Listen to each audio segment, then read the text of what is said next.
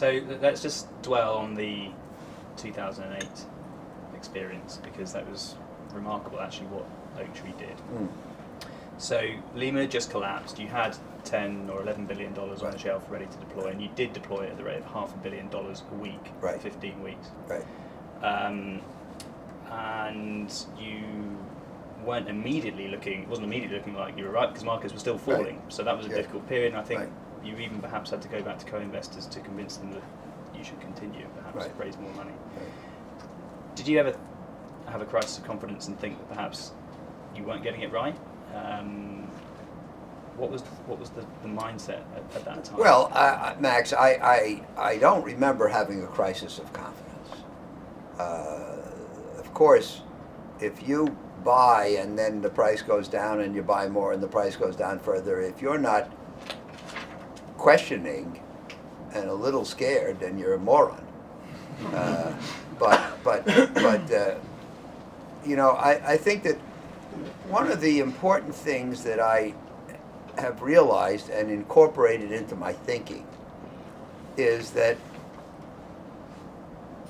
you're never going to get it exactly right. Sometimes, if we're lucky, we know what's going to happen. We never know when. And so if you accept that, then it kind of gets you off the hook. That means you buy today at 9, it goes to 8. You buy more. You buy at 8, it goes to 7. You buy more.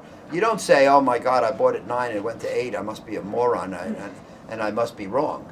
You understand that the nature of this. And you know, Warren Buffett says, "I like hamburgers, and when hamburgers go on sale, I eat more hamburgers." So, you know, if you did an analysis at 9, and if the analysis was sound and it goes to 8, you should buy more. Now, of course, in our business, there's always the question of when does resolve turn into hubris, and there's no easy answer. But it always goes back to rechecking your analysis, and ultimately to your analysis being correct.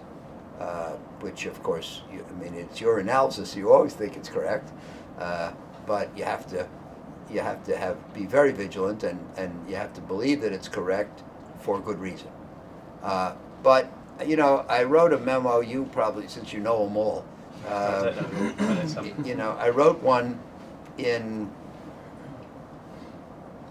I think it was February of 16, called "What Does the Market Know?" And see, what happened is in 16, the market got off to its worst start in history, and it was really collapsing, all markets.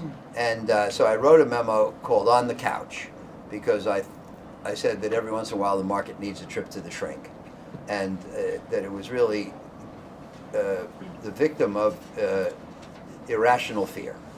So I went on Bloomberg the next day. Usually when I put out a memo, I go on Bloomberg the next morning, and the hosts kept peppering me and saying, "Well, stocks are collapsing. Isn't that a sell signal? Isn't that a sell signal?" So I went back to my office and I wrote a memo that day called "What Does the Market Know?" And this is really a very important concept. The market is supposed to be efficient, know everything. We know it doesn't know everything. And I believe there are times when it doesn't know anything. And so, you know, I said you can't let falling prices be a sell signal, because falling prices are the equivalent of investments being put on sale. How can they be a sell signal? If anything, they're a buy signal, etc. So I went through this whole business on that subject. And then I said, and you know what? However, when we, you know, bought high-yield bonds in 1990 when they were collapsing, and when we sold into the tech bubble in 99, and when we bought in the period you're describing, etc., I never want to give anybody the impression that we don't do it with trepidation.